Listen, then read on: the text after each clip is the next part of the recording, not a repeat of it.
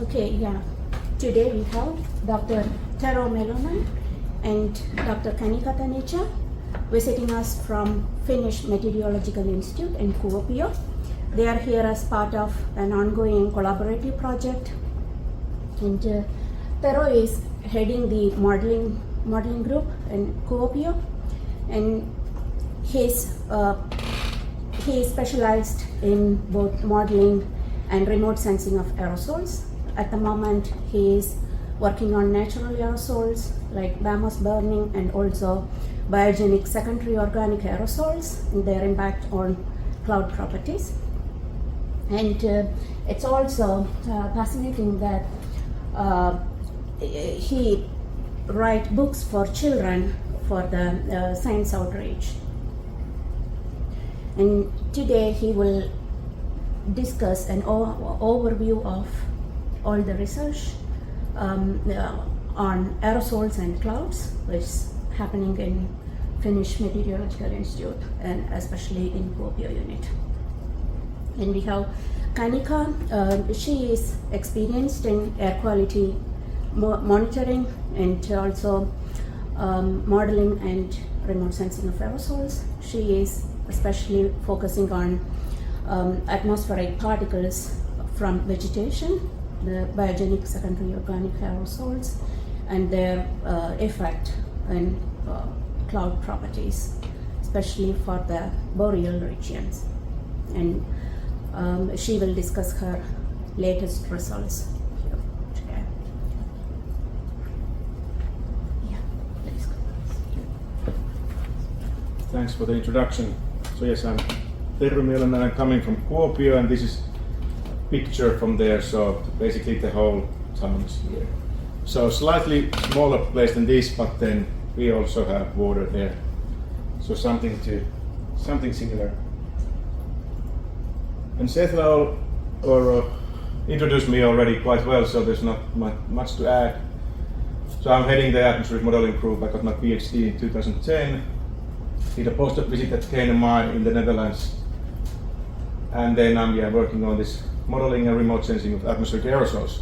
And then Sethla already mentioned these public outreach things that I've done. So I've written this kind of a graphic novel about being an atmospheric scientist and then going abroad and then trying to figure out how to work there.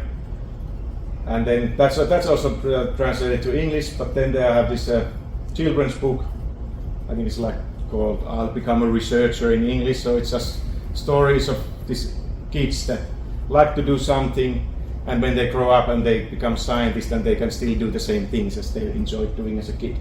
Like watching stars with their father, and then when you become an astrophysicist, you can still do the same thing. And I'm currently working on this book about science on the silver screen, and that tells you how science is portrayed in movies. So we go through, I'm writing that with another author, and then we're going through like movies about the pandemic and sci-fi and superheroes and so on, and then just what kind of scientists you can find in those movies and what kind of science is there. So yes, and then today I'll give this kind of a speed run or short introduction to the Research Center of Eastern Finland, which is this unit at FMI.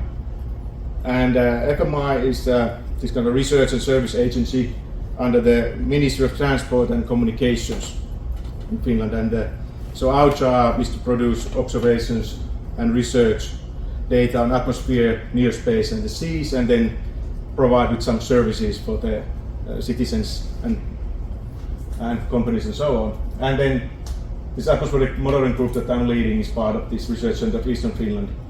And then to go this kind of I'll give some introduction of things that we'll be working on there, and then talk a little bit more about this smoke and then biogenic aerosols.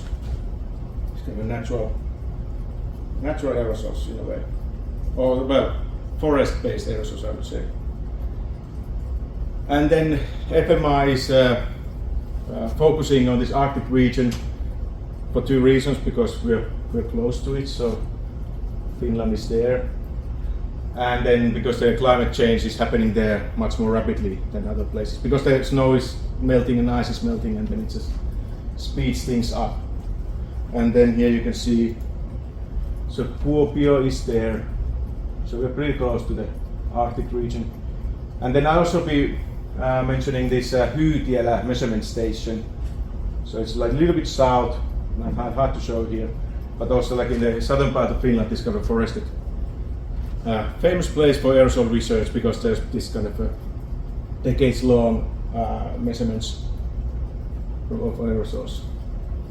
And then this is just to give you an example from Kuopio. So this is taking pictures from my commute to the office. So in the summertime it looks nice, and also in wintertime it looks nice depending what you like. If you like winter, snow and cold, then it's fun. But then there's also the in-between season, which is not that nice when you have all the slush there. But still people are like cycling to school and work and then try to keep dry. But then to the actual research stuff that we do in Kuopio, so we're mainly focusing on this interaction between aerosols, clouds, precipitation and climate. And we have three groups. We have the atmospheric observations, then we have atmospheric radiation, and then there's atmospheric modeling. And we have two observation sites. So one is this sightseeing tower, like the first photo on my first slide was taken from here.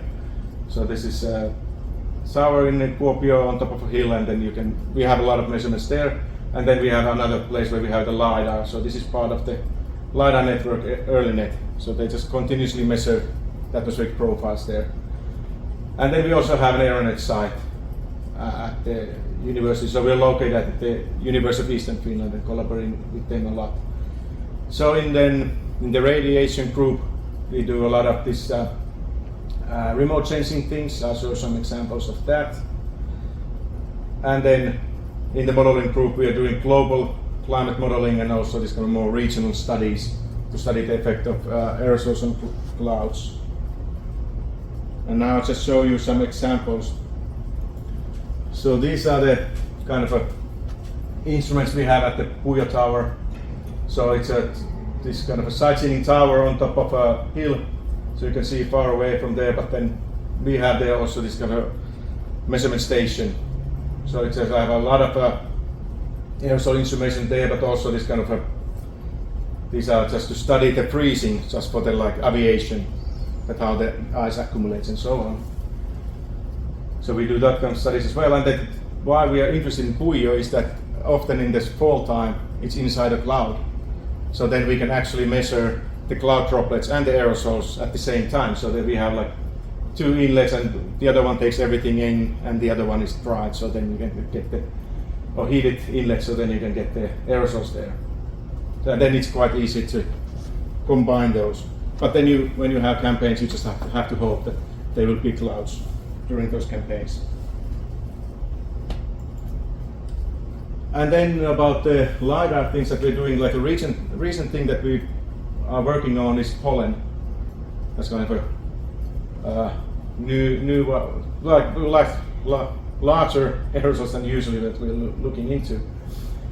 But then now my colleagues are working on this detection of different kind of types of pollen and how they are distributed vertically. So here you have this kind of a height and time on the x-axis, and then you can see the amount of stuff in the atmosphere, and then here you have you can also measure the depolarization of the aerosol, so then you can have an idea of the shape.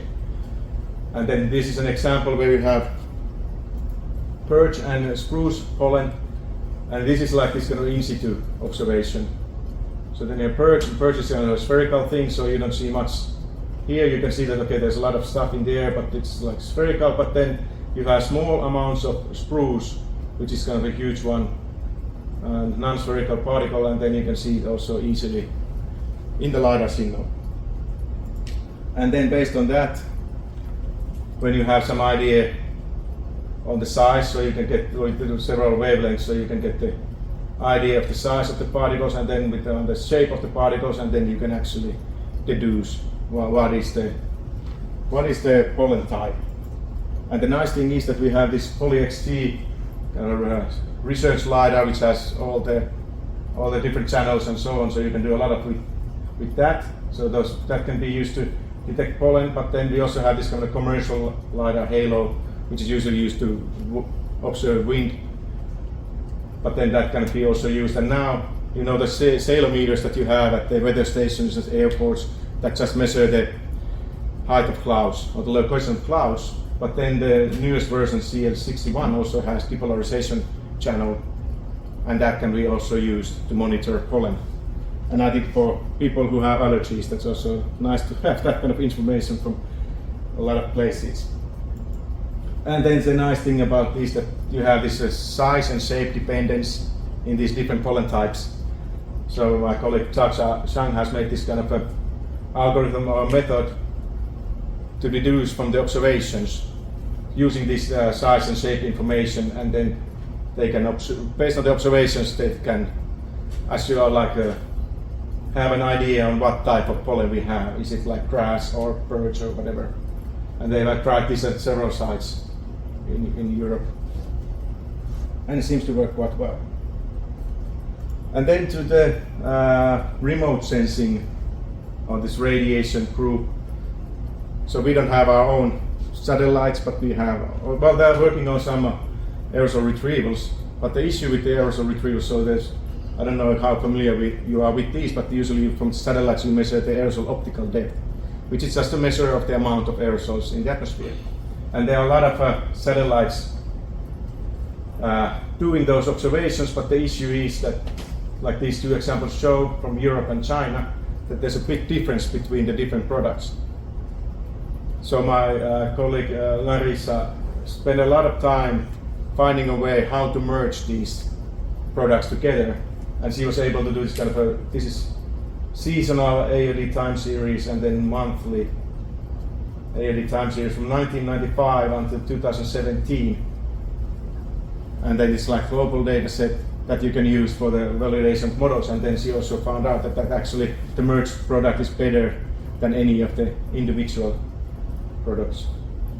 And then another example that's about these aerosol retrievals, that MODIS is this kind of a most widely used satellite for this in the aerosol studies. And it has two different algorithms, this dark target and deep blue. And then, but those retrievals are done for each pixel individually. So then we had this idea that, okay, if we take like the whole granule, so take a larger area and then do the retrieval at the same time for all of them.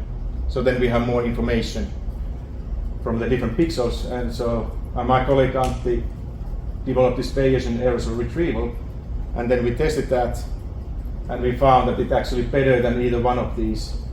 In a lot of, well, there's a lot of statistics here, but then the mean absolute error got much smaller, and so on. So in a way that then if you have more information in your retrievals, then you can improve it quite a lot. So those have been quite exciting things. And then we're not only looking at the aerosols, but then also clouds. And this is a bit more complicated thing to explain, but then I'll try my best. So there have been a lot of studies published where they use satellite data to show that when you have cloud droplet numbers, when the amount of cloud droplet number increases, then the water in the cloud decreases. So there's a kind of a negative dependence between these two variables. So, and there could be like physical reasons why that happens. But then my colleagues, another Antti, again, they wanted to see that what's the role of uncertainties in the measurements and in the also this kind of spatial variability in these things, that what kind of effect those might have on this relationship. So they took this kind of simulated data. So they just used the equations and had these values. So there's a like positive linear relationship. And then they just added noise to the data. And then they get these different points. And then you have this kind of a shotgun image. And you can easily imagine that you can get what kind of error fit there. If you put a linear fit there, then it can go up or it can go down, depending on your method. And then they went a bit further, and then they started to look at what's the effect of the different quantities used in the calculation of calculation of this relationship. So here is a breakdown of this kind of a data set. So again, you have the cloud droplet numbers here, and then you have the liquid water path here. And then the black line, that's the truth. And now, because it's simulated data, we know that that's the way it actually goes. But then, if we add uncertainties or noise to the cloud optical density, which is used in the calculation of cloud droplet numbers, you get this kind of a bias in the data. Or if you add noise to the liquid water path, you get a bias there. But then, if you add noise to the cloud effective radius, so the size of the cloud droplets, then you get this kind of a slope. And also, if you have an uncertainty in the CD and C, so the cloud droplet number, you get a bigger difference. And then when you combine everything, you can get this kind of a behavior. So when you have higher cloud droplet number concentrations, you have a negative slope. Even though you start with this kind of data, so you know that we have a positive slope there. But then just by adding uncertainties, then you get like a completely different result.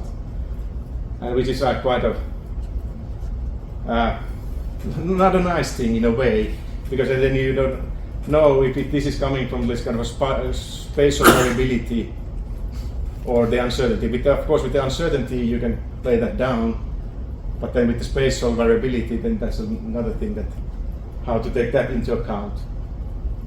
But yeah, and Kanika will be talking more about this kind of uncertainties in the cloud retrievals, that they can make your life a bit harder. But then going to the what we do in our group. So we have a small group. You can see actually there's one member more, but she's now on maternity leave, so she couldn't make it to the picture. But we do global model experiments and simulating the past, present, and future climates.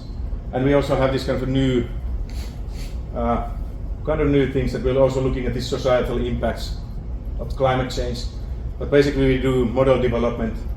So we try to improve the process related to these aerosols and clouds in climate models. And then we also like implementing these new technologies like machine learning methods and then GPU things and so on. And we also have some studies done with this geoengineering and things like that. So we have we're not a lot of people, but we're doing quite different things. And now I just want to share with you this our latest tool or addition to our modeling set is this harmonic climate model, so which is a regional climate model which is based on this non-hydrostatic convection permitting weather forecast model developed by the HIRM consortium. So the nice thing about this is that it has this really high spatial resolution, 3 by 3 kilometers, so which is useful for these kind of regional studies. So it's especially relevant for these precipitation things. And here's an example over Finland, and then the background you have this 3 by 3 kilometer precipitation data, and then here this is kind of the traditional global climate model with this 1 by 1 degree resolution. So then you can see that the global climate model is missing a lot of stuff happening underneath. So it doesn't even see all the ocean regions and so on. And here's an example from Sweden, where you have this kind of a daily cycle in precipitation. So the black line is the observations. And then if we use the reanalysis data era 5, plot the same data, you have a bump there, but it's not matching the observations well. And then if you have used the harmonic climate model with 12 by 12 kilometer resolution, which is much better than the 1 by 1, you still get like a flat line, but then when you increase the resolution to 3 by 3 kilometers, then you start to see something that is actually happening. So there's a good motivation to use this kind of more high resolution models to study the impact of climate change. And then another this kind of regional model is this Uclales SALSA. So Uclales is this kind of large eddy simulation model, widely used, but what we have done there is add this sectional aerosol model SALSA. And then for the aerosols we have like 10 aerosol size bins, and then for the clouds we have several size bins, and also for precipitation and ice, and they are all linked together, so there's this interaction between all of them. So then we can do this kind of detailed studies on the impact of aerosols on cloud properties.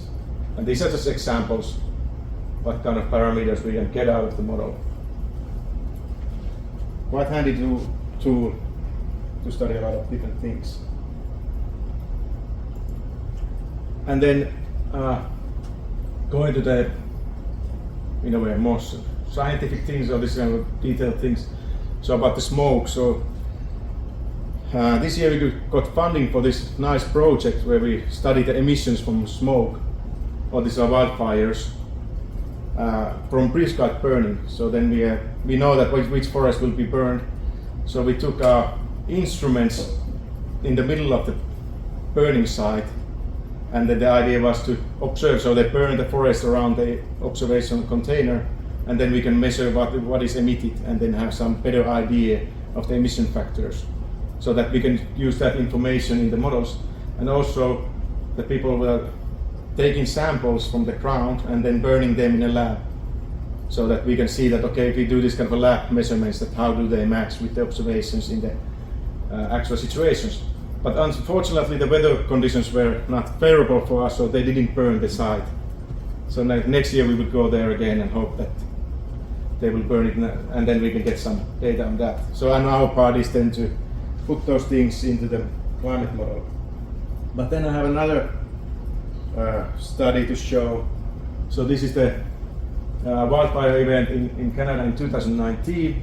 So of course then there were like a lot of fires there, but why we got interested in these fires was that here's like a different time step. So this is the CO2 volume mixing ratio. So CO2 is a good tracer for smoke. So you can see that here's the smoke, and then it starts to move eastwards, goes over the ocean and lands in Europe.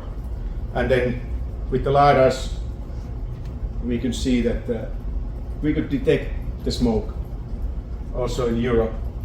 And then with the Calypso, so Calypso is this spaceborne lidar, so you can do observations also over the ocean and during the transport of the plume. So this is like the example from Calypso. So there's the black line is the Calypso track. Here we have a ground-based lidar in Spain, and then from those two we get the profiles. And now we also have a method to estimate what is the mass of the smoke, or the mass concentration of the smoke. And then when we combine this ground-based lidar and then the Cali observations, and we calculate the mass, and they are pretty good agreements. So which means that now we can also use the Calypso data in other places where we don't have ground-based observations and get like a better view of those smoke plumes. And then we also compared this aerosol reanalysis data. So MERA 2, this is a American product, and then CAMS is a European product. And then we took that for the same place here, and you can see that, okay, the MERA 2 total mass matches quite well with the observations, but when we look at the composition, it's mainly dust. So in a way that you get the correct mass of aerosols, but for the wrong reasons. And then for the European product, it doesn't have dust, but it doesn't match with the observations. So we also looked at that comparison with the models during the transport of the smoke plume. So here these are like over Canada, and then it moves eastward. And then they observed, so these are based on Calypso, the black lines. And then here we have MERA 2 on the upper row, and then CAMS on the bottom row. And it's quite easy to see that, okay, the models are not producing similar smoke layers as we find in observations. Well, here in CAMS, close to the source, it matches quite well, but then further on it has way too low mass concentration. And then whereas this MERA 2, it seems to match better in some places there further on, but then the composition is quite off. But then what about these climate models? Are they able to do a better job? So there's another study that we've participated in, and then this is like a different climate models compared with satellite products of AOD over this burning, like smoky regions, over this biomass burning things. And then there are these errors in AOD, and that has been divided into three components. well, 4 components. You have the emissions, if you have something wrong with the emissions in the model, or if you have the lifetime of the aerosols, or then the mass extinction coefficient, so the optical properties. And then the cross term is this kind of interaction between these three different terms. And then the black points are the A or D error in each different model and then in different places, and then the bars show the reason of the uncertainties on the errors. So there you can see that there's like a lot of variability and big differences, and I think like the Eastern Siberia is a nice example that okay, there it seems that the models are producing quite good results, but then the error bars are like they're like in different directions, and then they're just cancelling out in a way that when the models produce something that matches with the observations, it's for the wrong reasons. So there's still like a lot to do with the models to have these smoke properties correctly. And then going to the effects of smoke on clouds, we have these 2 cases from Kuopio measured in the Puya Tower. So in September there was a case where there was a smoke. So then this N thought these are the number of aerosol particles, so that's like 2,000 aerosol particles per cubic centimeter, and then this is a clean day where there's only like 100, 200 particles. And then in CDNC measured with 2 different instruments, there on the polluted smoke day you have like 400 to 600 or 700 particles there, and then on the clean day it's like 86, 87. And then although that I say that it's quite hard with the satellite data to get this kind of reliable observations, but then here we took the MODIS data and calculated the CDNC or the cloud droplet number from the MODIS data. So now the blue data is for the clean day, and then the orange, I think that's orange, is for the polluted day. And you can see that okay, on the clean day we have MODIS says that okay, it's like 88 cloud droplets, which is matches quite well with that, and then on the polluted day it's like 555, which is well in line with the observations. So I think that with the satellite data, if you're able to have this kind of a really, if you know what's going on, and then you use the satellite data, so if you have clear cases, then it actually provides something that you can trust. And then going to the second topic, so biogenic aerosols. So forests produce aerosols even when they are not burned. So like regular thing, when you go to the forest, you can smell them. So they are emitting these volatile organic compounds. And the idea is that when you have the volatile organic compounds, they go to the air, then they condense on existing aerosols, so that they form new particles, and then you get these organic aerosols. And then those will increase the number of cloud droplet number of cloud condensation nuclei. And then when you have more of these CCNs, then you have more droplets in the clouds. If you think that okay, the amount of water stays the same in the cloud, then you have more aerosols, then it's spread around with the particles, and then you have smaller droplets. And that will increase the optical thickness of the cloud, so make the clouds more white, so they will reflect more radiation back to space.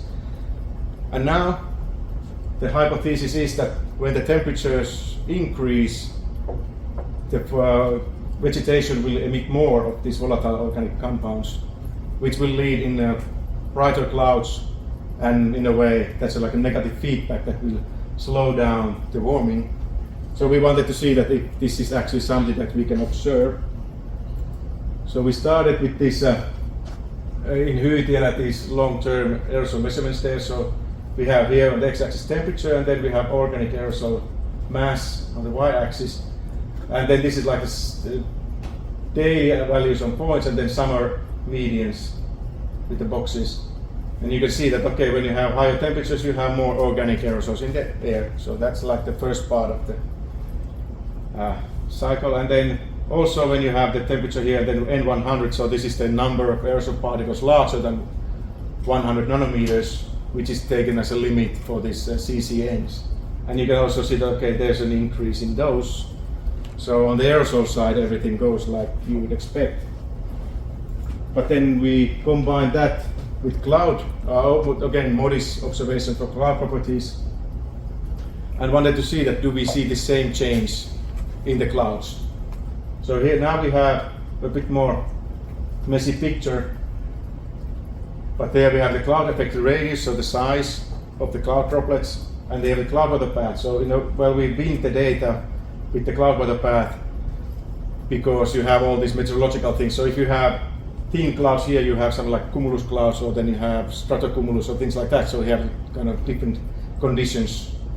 So we wanted to try to constrain that so that we are comparing only cases with similar cloud properties. And then we have two classes when we have low amount of organic aerosols and when we have higher amount of organic aerosols. And then for each bin we compare these, and you can see that for the cloud effect radius, when you have more organics, you have lower cloud effect, like the cloud effect radius is smaller. So which means that when you have more organics in the atmosphere, then you have smaller cloud droplets. And then we did the same thing for the cloud optical thickness, and you can see that when we have more organics in the atmosphere, then we have optically thicker clouds. So in that sense, it means that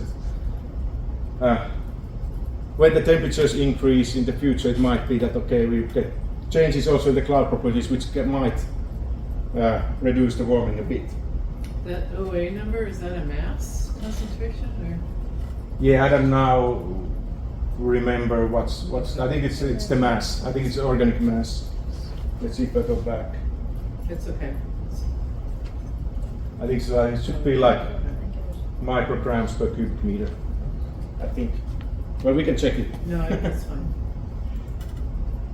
But then, can models capture this? So this is a continuation of this work. So we have the observations of these organics from two sides. So SMER2 is the Hyytiälä side and Atto is in Amazon. So two quite different places, but both with a lot of vegetation. And here we check that what's the change in this organic mass as a function of temperature, and then change in effective radius as a function of organic mass, and then change in the effective radius as a function of temperature, change in temperature. And then the black bars are the observations, and then 4 different models, climate models. And you can see here that the models are quite different from the observations, and they are different in different ways. And even for our model that comes out of simulation, we did that there's a negative change in the size when the organic mass increases, but then our model says it's a positive. So it's like a lot to do with the models. So I hope that I'm still on schedule.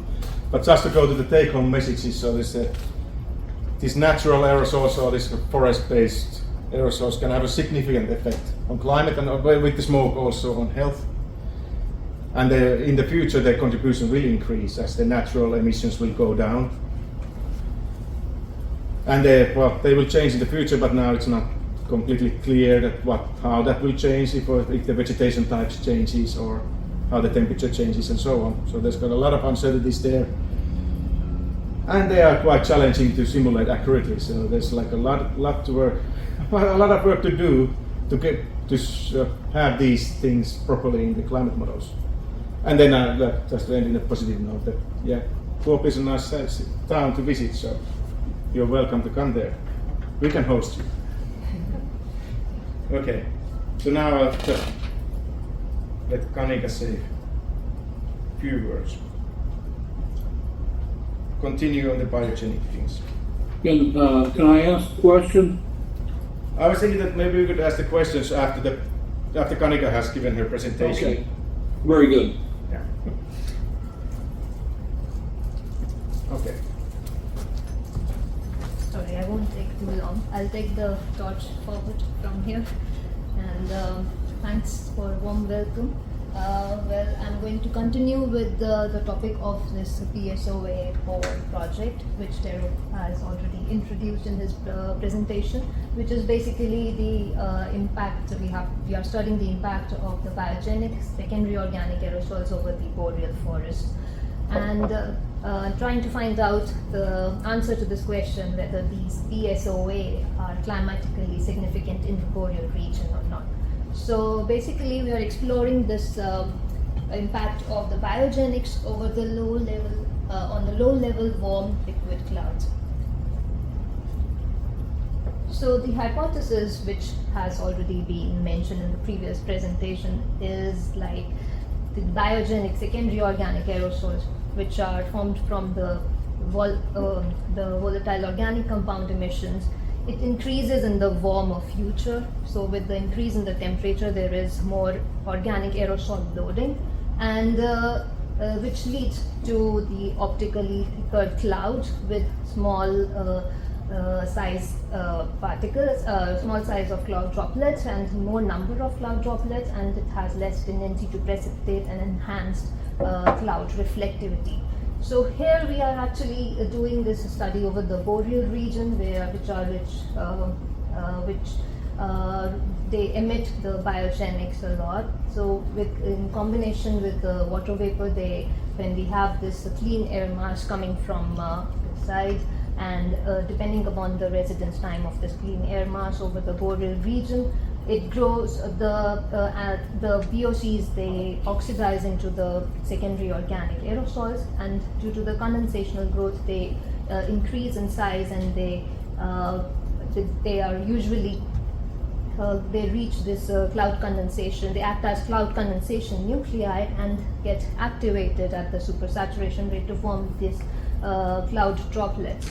So basically we are going to study how these the increase in the temperature in the warmer future is going to increase this VOCs and lead to the increase in the BSOA, and what kind of impact this increase will have on the cloud formation. So in order to analyze this temperature effect on the aerosol size distributions, we are taking this area of boreal region at Hutiala, and this is the study which has been, we have taken these aerosol size distributions from the study by Uli Yuti in 2021, and this basically shows the difference between the aerosol size distribution from cold and warmer summer periods. So in order to show the aerosol size distribution, we see here that there is a main difference between all these three sectors, which are basically the air masses coming from different directions towards the Hutiala site over here. So the clean sector is considered this northern side from air mass which is coming towards the Hutiala sector, and the eastern and the southern sector are considered more anthropogenic sources and the biomass burning sources. So in these three sectors, we see that there is different aerosol size distributions, and taking the difference between the daily average aerosol size distributions, we have these prominent peak which is observed in the warmer conditions, which basically represents this, which is represented around here in the 100 to 150 nanometer in all the three cases. So irrespective of what air mass is coming towards the site, we actually get this peak at around more than 100 nanometer dry diameter size, and usually this is something which we are taking here in the model simulation, which I'm going to show further. So this is basically the BSOA peak which we take here. So we estimate this as an effect of the temperature change, and we have this peak of biogenics when the temperature is increasing. So the idea is to have this the estimation of how the temperature, the change in temperature brings this change in the BSOA, which affects the cloud optical properties. So we took these three cloud cases over Hutiala, and we took the low altitude cloud cases during the BACC field campaign at the Hutiala forest at the Smear 2 station, and mostly the stratocumulus cloud case and cumulus case. So here we have these three cases. These are the vertical classification targets, and the The black lines basically show the time interval of the cloud case under study. So, in order to assess the impact of these biogenics on the cloud formation over Kuopio, we use the LES simulations, and here we are taking, this is just an example of one cloud case, stratocumulus case, and this is the original aerosol size distribution taken from the site, and this is used as the base scenario. And the peak that I had shown in the previous slide is taken as the BSOA surrogate aerosol size distribution, and we add to this base scenario, and we get this aerosol size distribution in the BSOA enhanced condition or scenario. And in addition to this, we are we want to also assess whether how it is, like if we increase the biogenics, how it is going to change the cloud optical properties. So in this case, we reduce the background aerosols to 50% and 75% in order to enhance the effect of the biogenic secondary organic aerosols by keeping this BSOA surrogate peak same in all these three cases.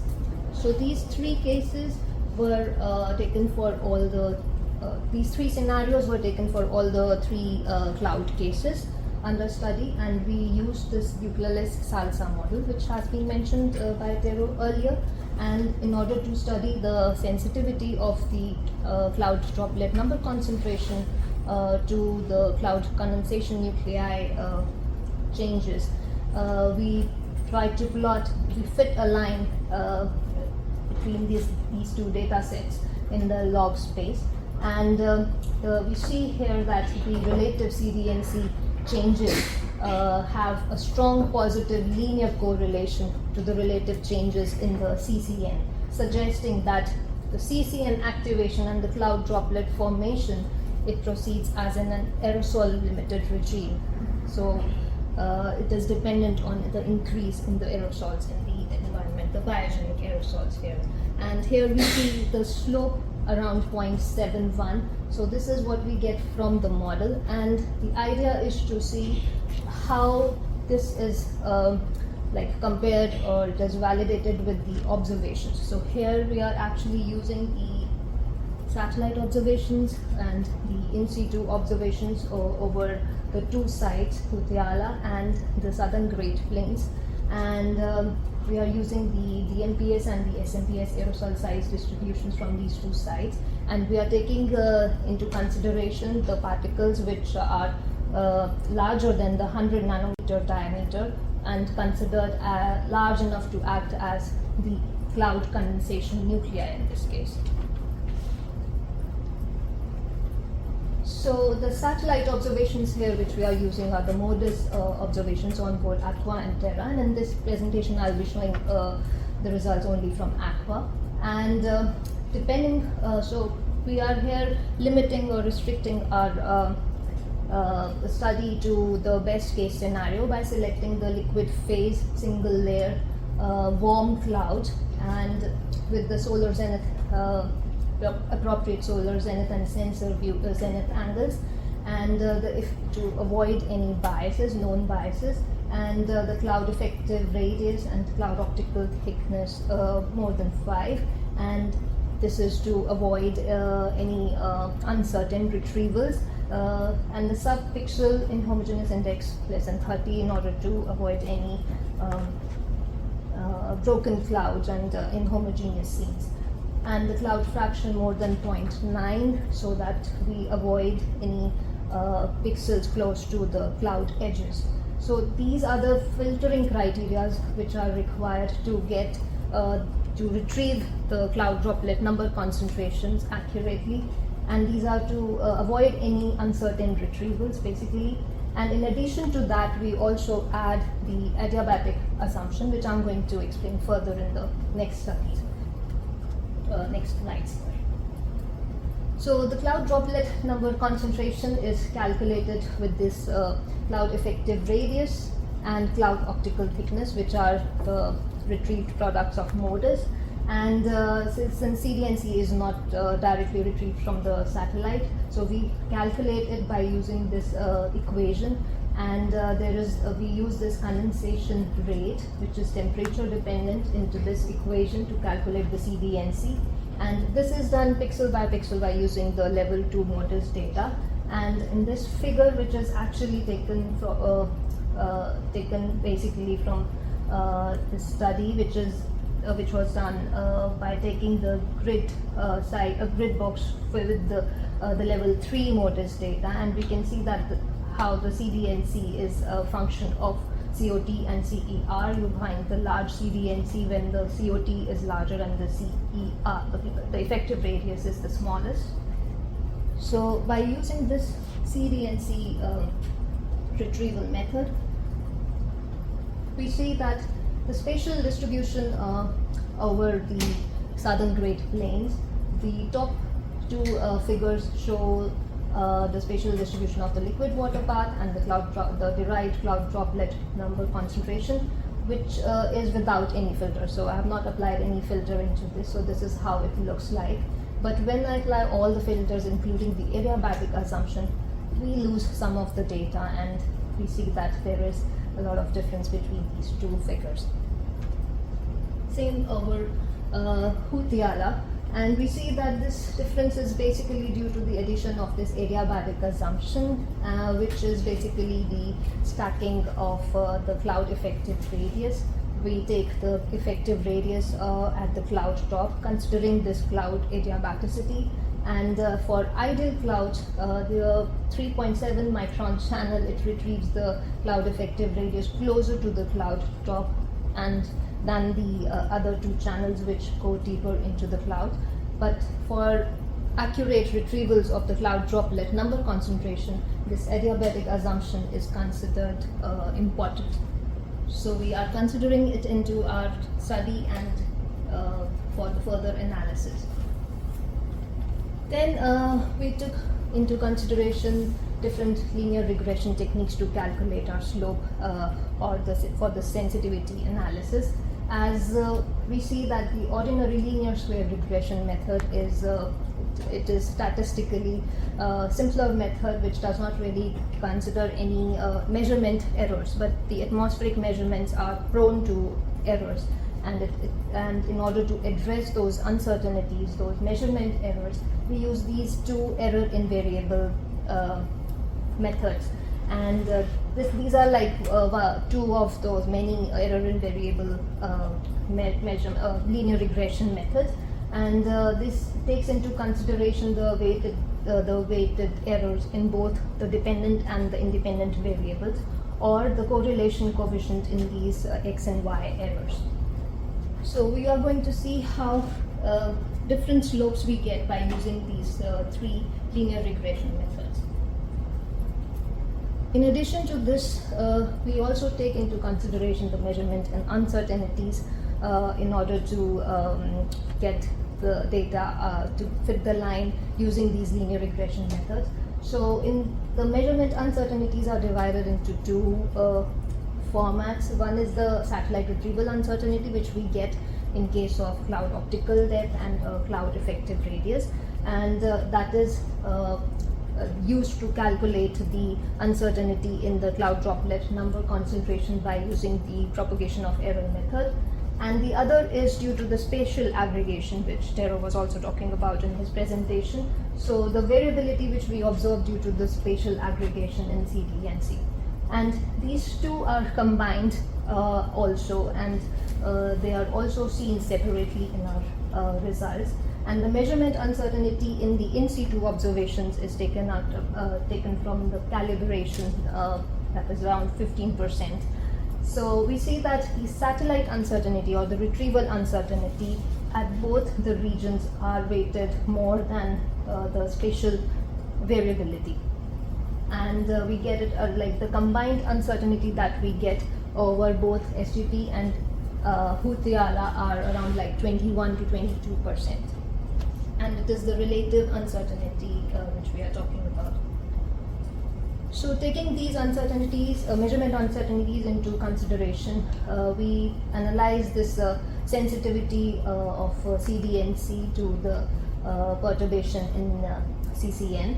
Here we have taken the N100 as a proxy for CCN. So in case of the satellite retrieval uncertainties only, we get these kind of slopes where we can see that the OLS over both Hutiala and SGP are kind of, they are very small. The slopes are quite small over here, 0.3, 0.1. And with respect to that, the bivariate slope are quite large in both the cases. And we also see here that the over Hutiala, if we look at the bivariate slopes, because we consider the measurement uncertainties here in this case, so these are steeper than the bivariate slopes over SGP, where the measurement uncertainties are actually larger. So we also observe when we take this spatial aggregation variability that the slopes, the bivariate slopes are actually steeper over Hutiala than over SGP, and we see that the uncertainties, the spatial uncertainties are larger. And with respect to the satellite uncertainty, the spatial variability, the uncertainty due to the spatial variability is actually smaller than the satellite uncertainties. And when we combine these two uncertainties, we see that we get somewhat similar slope, the bivariate slope, as we as we got from the LES model in the previous slides. So in this case, we can also conclude that when we have larger uncertainties, we get smaller slopes. And also we need to take these measurement errors into consideration because they are very important to analyze this susceptibility of CDNC towards CCN change. So with this, I would like to now conclude that the enhanced aerosol load, it increases the number concentration of CCN, which in turn leads to smaller cloud droplets and more reflective clouds, as we have seen. And the choice of the sampling strategies which we take into consideration, it impacts a lot the accuracy of the satellite retrieved cloud droplet number concentration. And the measurement errors or the uncertainties which we consider in the study, it affects significantly the CDNC sensitivity to CCN, and I would say that it should be taken into consideration. And over Hutiala, we get the similar susceptibilities of CDNC from the satellite observations, as in the case of the LES model, which indicates a good agreement between the model and the observations. So with that, I would like to thank you.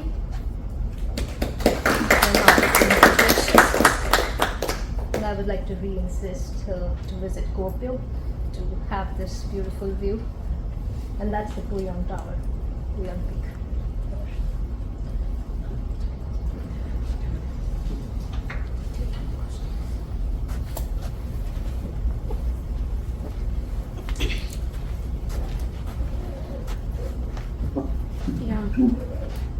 Maybe, if anyone have any questions? John Van Leer. I'm wondering, do you see the smoke from the Fort McMurray fire, which burned for 15 months through a Canadian winter and was in the tar sands area, probably the biggest fire in Canadian history? Did it get all the way to Finland? Yeah, probably not. But I think, of course, you can see it from the satellite observations, but I'm not sure that it was transported to Europe. I have to say that I'm not familiar with that fire, but then also it was in the tar sands producing area, and it probably coated large parts of the Arctic with the ash, I would think. Yeah. I think, now actually the plan is, like what I showed on the Xarxar's results, that we could use this Calypso data to get the mass of these plumes. So now we just look at this one case, but now we're planning to do it into take the whole Calypso data set and then check that when we have these kind of smoke plumes going to the Arctic, because that's something that we don't know currently, that how much smoke is going to the Arctic, and then take all the data and then retrieve the masses of smoke and then see that, okay, what and where it's coming and how much actually we get, because of course it's important. If it's deposited over snow, then the snow will melt faster and so on. So that's something that we should probably know better than we do now. But that's something we are working now, because it's quite a lot of data to handle. So we don't have a lot of, in a way that we cannot do like 3 times the same thing. We have to try to do it correctly on the first go. So it's still trying to get everything set up to do the analysis. Thank you. I'm kind of struck by that figure you showed of the liquid water versus path versus ND, and how if you take the errors into account, you get a different shape. You know, people talk about the inverted V, and you're showing that you can get it just by including the errors. Yes. Like, you know, that inverted V shape that has been making a big impact. Like, people talk about what future climate will look like and all this stuff. What has been, I don't know, what's been the reaction to that? Like, Well, I'm surprised in a way, because when I saw that, I was also you like, might want to show it again. I can share it, yes. People will know what I'm talking about. yes, that's a good idea. Yeah, yes. I also, when I saw it or when I heard about these results, I was, I was in a way fascinated by the results, that you can show this just by with the noise, that you can get this. Yeah. So you get this. So this is the thing, that you get this kind of a V shape. Yeah, so the background is that people are now thinking that in a future climate with more droplets, that it's going to thin the clouds rather than thicken the clouds. Yeah. And there's like they discuss in the paper, that there's actually this kind of physical reasons why it could go like that. Right. But now with this kind of a study, that they can show that, okay, we just have to have noise in the data and we can get the same result. Which is, for me, it was like in a way shocking result. But then Antti was presenting this at in Aerocom, and I was expecting, okay, now there's going to be a lot of discussion, and nobody asked anything. I didn't want to hear it. Yeah, so I don't know. Interesting. So I'm surprised at like how lame it was. But let's see. But that was published last year, so maybe we can start seeing other publications that have considered this. But I think that they're continuing now, because now they to work, because here they don't separate that what's the source of the uncertainty. Is it this kind of a spatial aggregation, or is it the uncertainties in the observations, in a way that these kind of retrieval errors? So it can be anything that causes noise.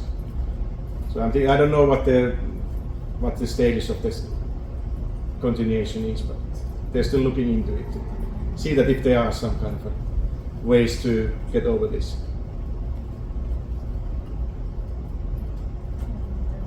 Error in CDNC is more sensitive to the error in the cloud effective radius because of the equation that I showed. So probably Right, that figure shows that a lot of the shape is coming from the error in the radius. effective Yes, radius. yes. So it's probably due to the relation it has, so it's more sensitive towards that. Might explain why we are getting it. So it can go anywhere, depending upon the error or not including the error. And then John had another question. Yeah, is there any evidence of the change in pollen? I was interested in your pollen from tree species. Do you see pollen from tundra in any of your observations, and a change of it as you lose snowpack over the tundra? I think that they have only looked at these pollen things where we have these LiDAR observations. So, like in Xavxav's results. Oh, okay. Let's see where was the different sites mentioned. But these are like okay. So Kuopio, Warsaw, Hömpasberg, and Leipzig. So yeah, sorry, Joe, I don't know about the tundra thing. But how it goes there. I guess you'd have to have another tower in the tundra regions. Yeah, but now also like why we're interested in the smoke is now that the political situation. So that Russia is out of the picture. So also like in a lot of India, we had collaboration with the Russians, but now everything is cut. so Yeah. basically, and there's like a lot of smoke is coming from there. And then if you're not able to observe them, we're only able to observe them with satellites. So it's good to know what's actually going on there. That's why we try to ramp up the study also in Finland. So in a way that we have something similar with the vegetation in Finland and in Russia, because the fires in Canada and Russia are quite different. So they are not. Mhm. You cannot if you have a lot of information from Canada, but that's not exactly the information that you could use for the polar region in Russia. All right. Thank you.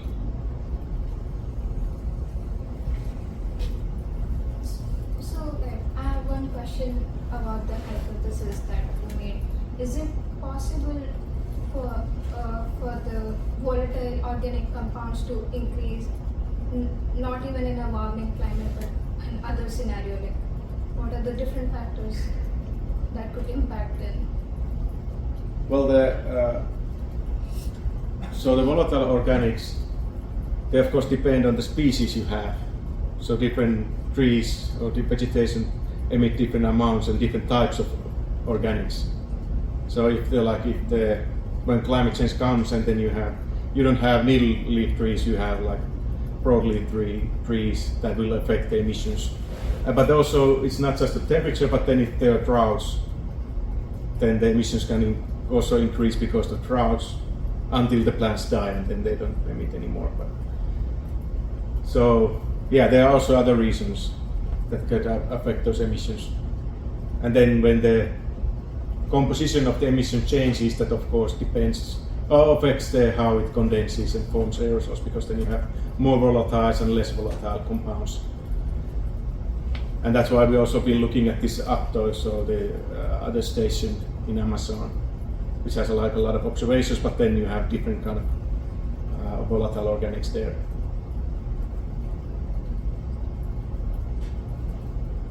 So just to follow up on that question, with changing climate, so the occurrences of flood or drought is also increasing, right? Yes. So that changes the biogenic VOC emission, yeah. and also changes how the SOA is produced. So as a modeling group, have you done any simulations or case studies to see how that affects cloud formation and the climate feedback overall? Well, no, because this is kind of a simplistic thing that we just look at the existing temperatures and then we think that, hypothesize that. Well, now if we have these kind of changes in weather conditions, basically, that this is some kind of a proxy for the changes in, like if you have a warmer temperature, like warmer climate. But of course, that's not like one-to-one. So, I think for that, and in order to model the things that you said, that you actually have to have this really good vegetation model that takes into account the changes in the vegetation. And we haven't done that, but in order to get this like a real answer to this question, that can these biogenics slow down the warming, we should also take into account the changes in the vegetation and also all these kind of growing season things and so on. But that's a bit like a more complicated thing, and we are not working with plants, so that's something that we actually don't know how it will affect those. Well, it's 10 after the hour, so, but thanks so much for this talk. It's really good.